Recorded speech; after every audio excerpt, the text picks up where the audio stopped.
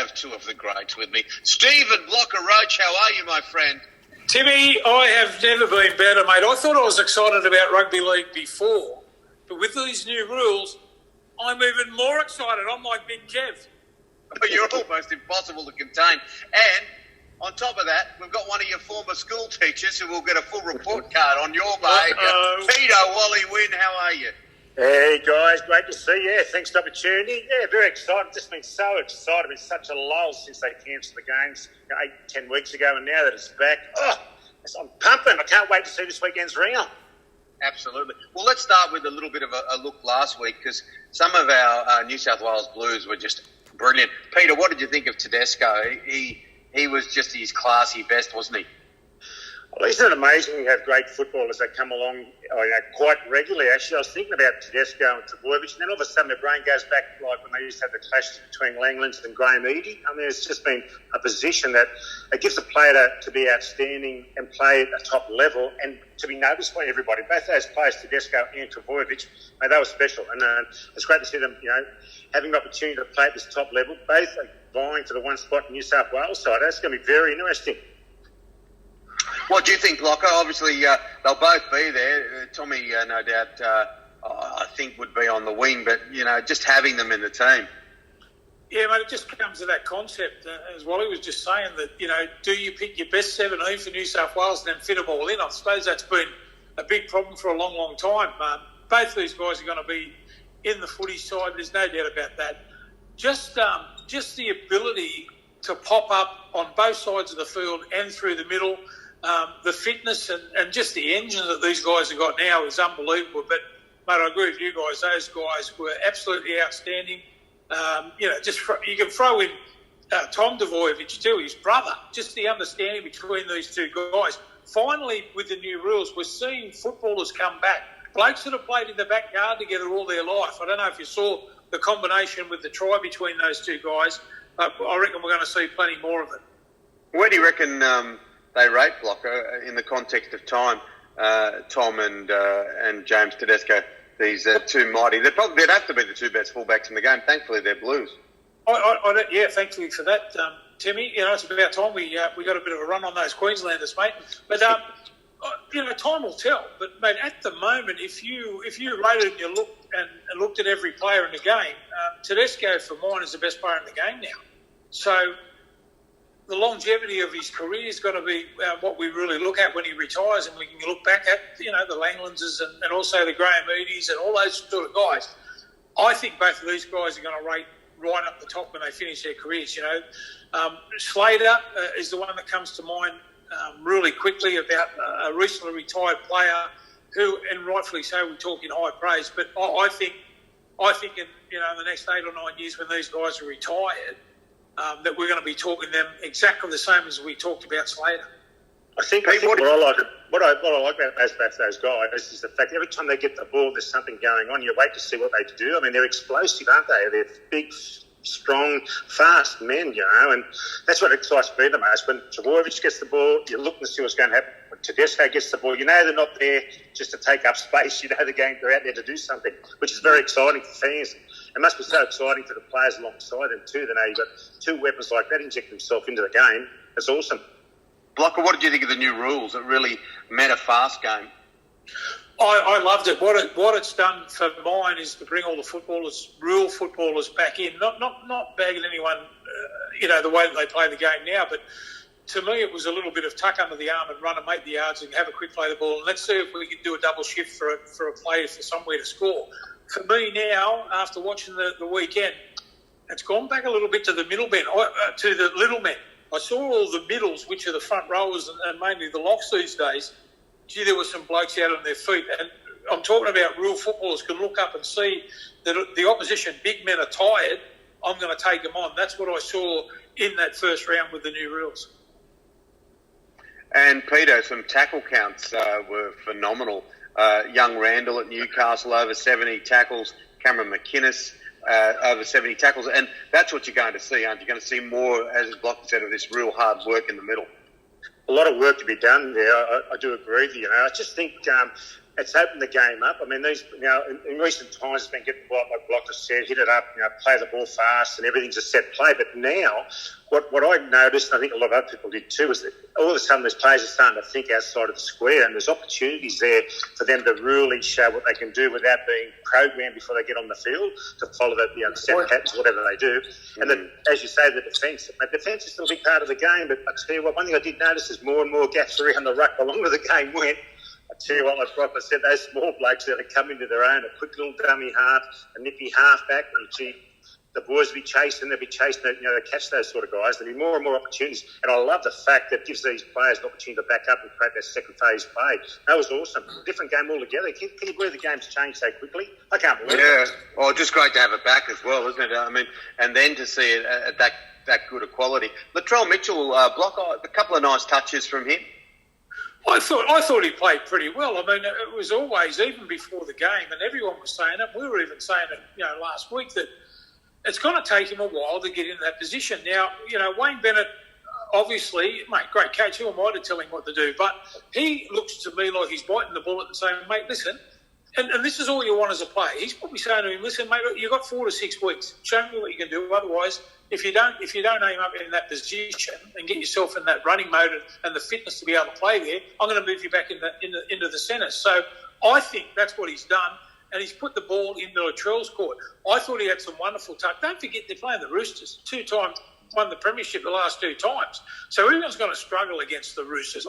As you say, I thought he had some great touches, but I still just don't think that he's up to it running-wise, to turn up all over the place, like Tedesco does, and like Tommy Turbo does, but we've just got to give him a little bit of time in that position. What about the best forwards from round 3, Peter? Payne, Harsdale, Finucane, Wade, Graham, Cameron Murray. There were some very good performances from New South Wales players. You mentioned some good players there. Yeah, it was exciting to see those guys, stamp a little bit of authority on the game. I think Cameron Murray, like I spoke about him previously, he's a bit like Ray Price. He's a mobile, running, tackling machine. And I think, Victor Radley, how good was he? I wouldn't like to run with his tackle. I'd be still shaking. I think I'll be avoiding him, mate. And the big Sean Lane for Parramatta, I thought he had a strong game. The other bloke who I liked the whole weekend is just going to come in, Junior Paulo. Just watch him, all right? Parramatta front rower, big boy, massive legs, and the game's going to suit him because he's got an offload in him. And he popped a few up the other night, but just keeps the momentum going. I was impressed. A lot of good players out there, right across the whole, all 16 teams. There was nothing junior about Paulo. There never is. He's a big man. Steve, yeah. No, I think Ryan Madison slotted in well too for Parramatta. That's their first game together since 8 weeks. They're new to the club for the big Campbell Regan guy and Ryan Madison. They did a good job. Yes. Block, what do you reckon about Parramatta, Block? I like them. I reckon they're Waterloo or their big testers this week. We're just talking about blokes being able to stand in tackles and offload. What about Marty Tapau and Fanua Blake? And then and for Manly, and then you've got Curtis Sironen. Mate, just see some of the offloads Curtis Sironen got on the weekend. I just hope, and I know I'm close to him, his old man's my best mate and all that sort of stuff. But, mate, this kid, I'm telling you, I don't reckon there's anyone with better ball skills in the competition than him. All we've got to do is see him play 20 or 30 games. That's his biggest problem. But the Manly side, I love that they got attacked. It'd be hard for Cherry Evans and Walker, who are their halves, to work out where do we get the ball to, because they've got so many threats all over the park. And Parramatta are exactly the same as that. When you're talking about Lane and those sort of guys, and the fullback, they've just got strike. I reckon this game, Parramatta and Manly, I reckon they should bring back that Tui's ad. Here we go again. How do you feel? Manly and Parra. I used to love all that. How do you feel? Bring it back, right? This is going to be a blockbuster early in the season. So it's going to be interesting to see both sides after the 80 minutes. We'll see where they really stand in this competition. That's the thing, it's a big game. You think about the fact Parramatta had, they won their first game against the Bulldogs and they beat the Titans and they've come out and they've knocked over the Broncos. I agree with you 100%. This is their Waterloo on Saturday night, to see where they really stand in the competition. I mean, the fans are getting behind them. I got heaps of fans coming in the shop talking about, it's our year, Peter, it's our year. There's 3 games gone, and they really get a big testing time this weekend, and I'm sure they'll aim up, but they're up against a good side, so you can't take Manly very lightly. Let's just talk about Curtis Sironen, because I know you touched on him there, Block, and you mentioned the relationship. But look, I remember him as a schoolboy, and I called all his schoolboy career on the TV. And Moses was in the team as well, but he dominated that competition. His hands, his kicking game. He's got a certain finesse that, if he gets consistent football this year, there's no reason why he couldn't be in some way in contention for a Blues jersey himself. I reckon he's in the mix. I reckon that they're looking at him and talking about Curtis Sironen as we speak. The big thing for Curtis was that he was a number 6, if you remember rightly. He was a 5'8", and all of a sudden he comes in the grade. After half a dozen games, they put him in the back row, and here's your back row jumper, mate. Here's your second row jumper. Go for it. He'd never played there before. I reckon I think he's 27 now. I reckon this age that he's just starting to hit his straps, and I reckon have a look for him, because he's not far being a New South Wales player, or maybe even get picked in a touring side. Yeah, what do you think of him, Pete?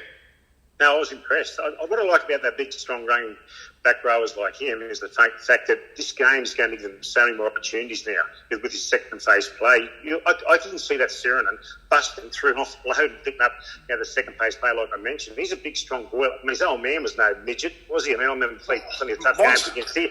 He's the world's biggest man, Siro. He was.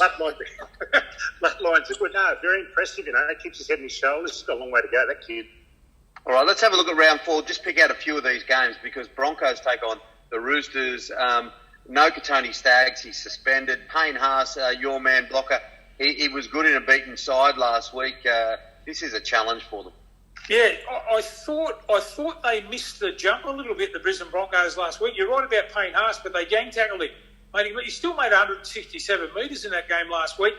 The biggest thing for me during the week, not only the Canberra Raiders, the way that they demolished the Melbourne Storm. Don't worry, the Melbourne Storm will come back too. But the way that they demolished the Melbourne Storm, and then I watched the Roosters defensively against South. I thought that they just throttled South and just pummeled them in the submission. We were talking about Victor the Inflictor and all that sort of stuff. But they had their pack. They got a fast moving defensive line.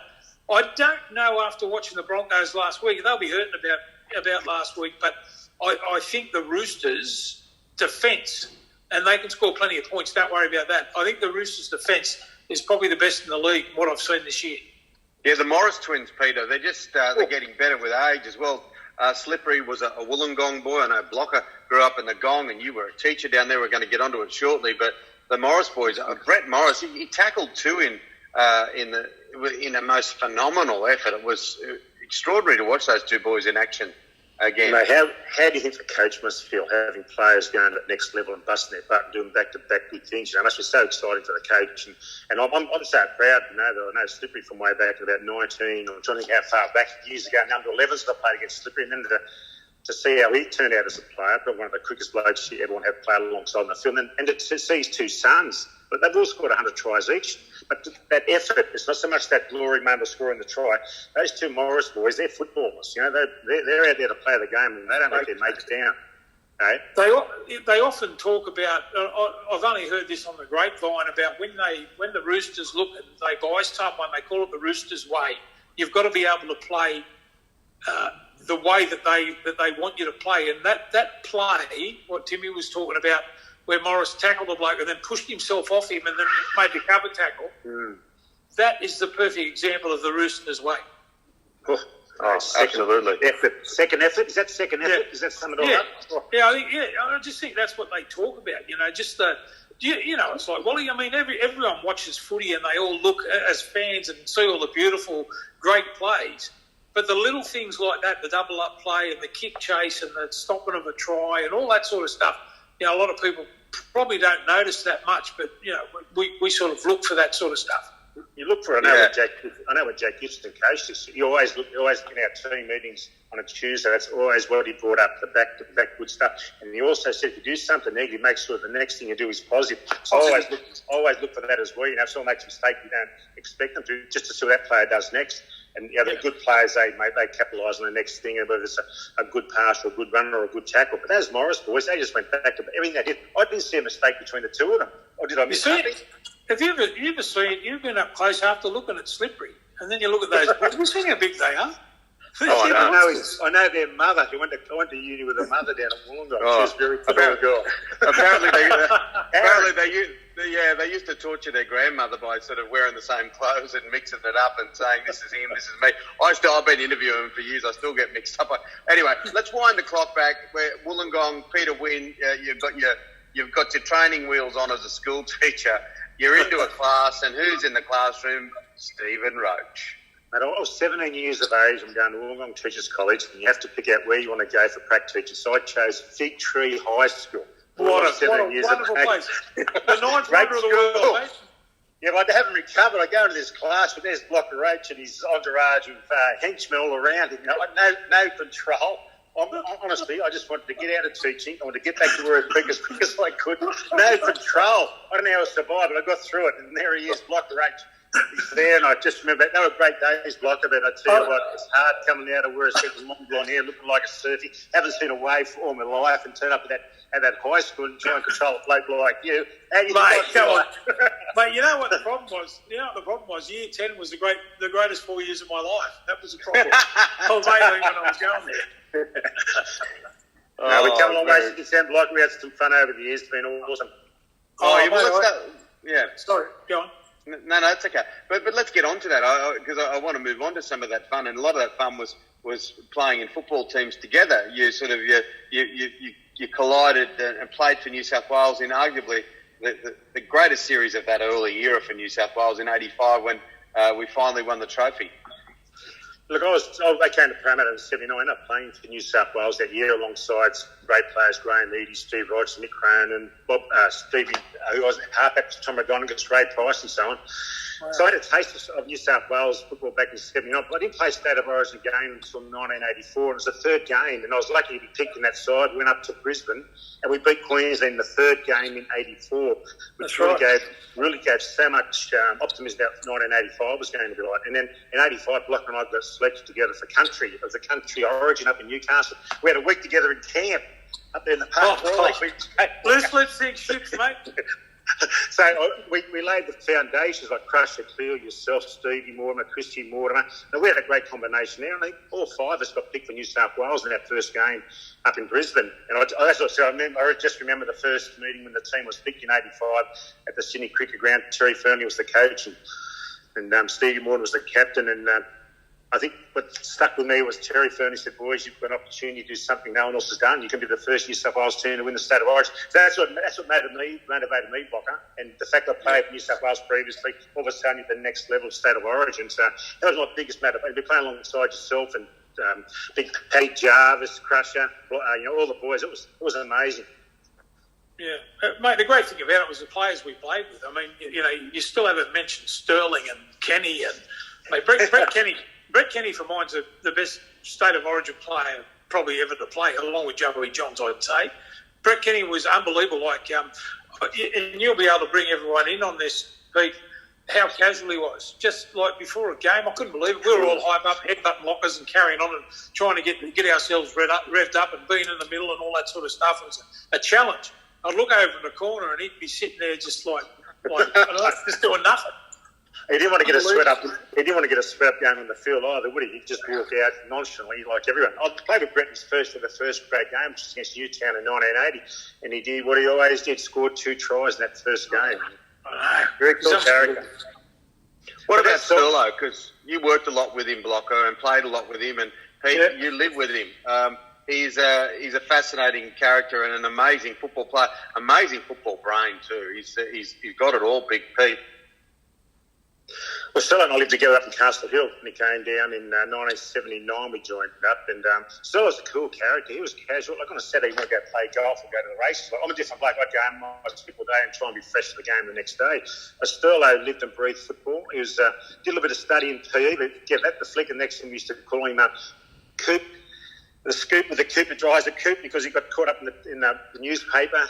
He had no hair, less hair than me, and then they just drove this Mazda RX-7 that he won as I think player of the series one year.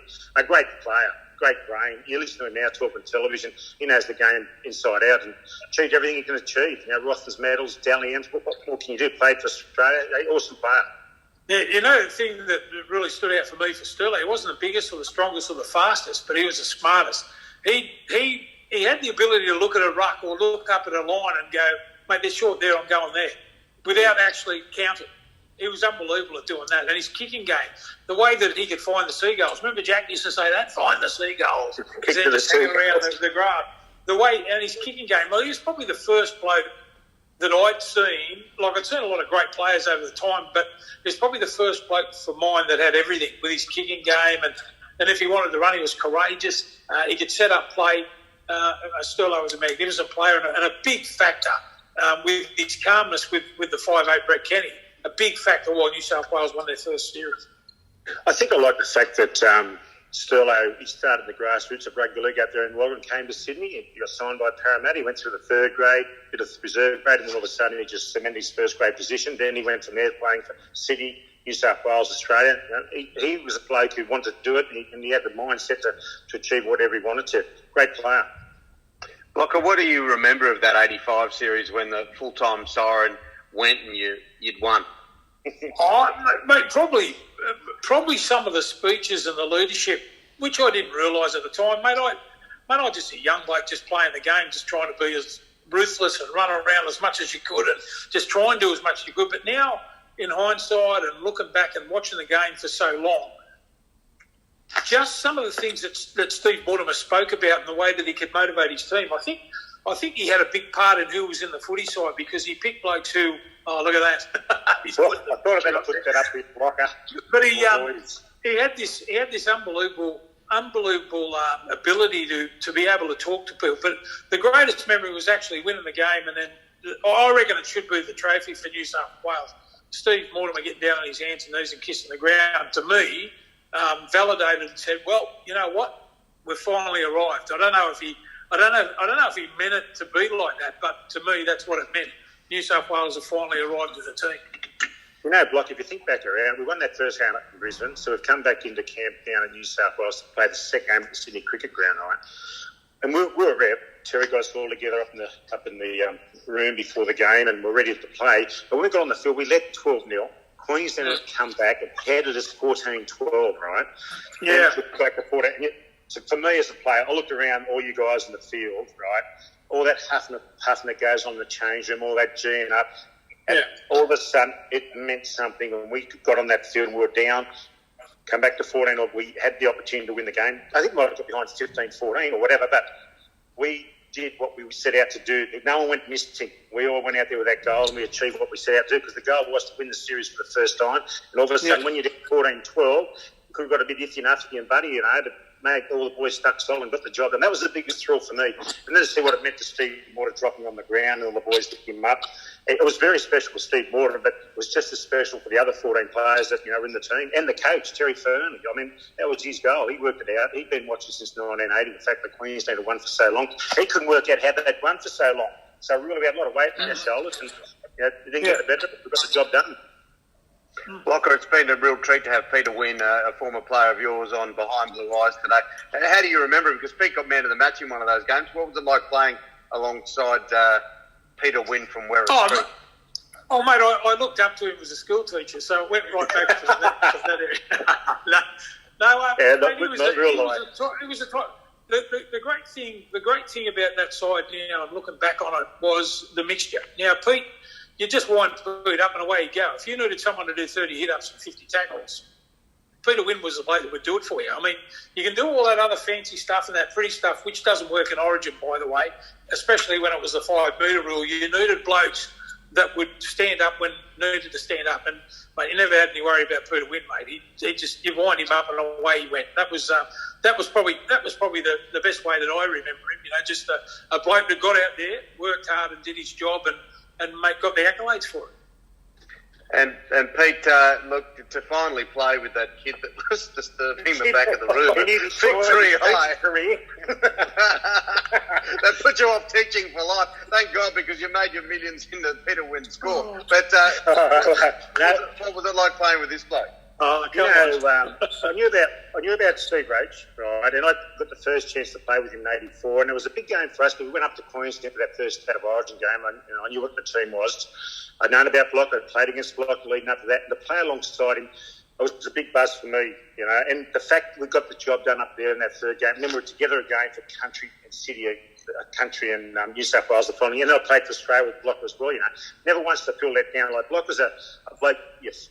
I don't use the word feared because you really went out there and you had the battles amongst players. But Block was up there. Like I played with some of the best front rowers, Artie Beats and Bob O'Reilly, Craig Young, Shovels, Olin, Block or Roach. He's up in the same class. I can't put him high all over any of those players. Block's you're embarrassing me. You're making me go red. Oh, no, I call as his Block. We had a lot of good fun. The record show, we had a good run there. But you were tough. You were sort of like, I didn't try to avoid you on the field. I just didn't want to run you as many times as I should have. Good old days. Great days. Well, boys, we've successfully gone behind Blue Eyes. Great to have a bit of nostalgia. Great to hear a little bit of Fig Tree High. And I think we have to finish it off. Boys, if you don't score there, you'll never score. Never score. Oh.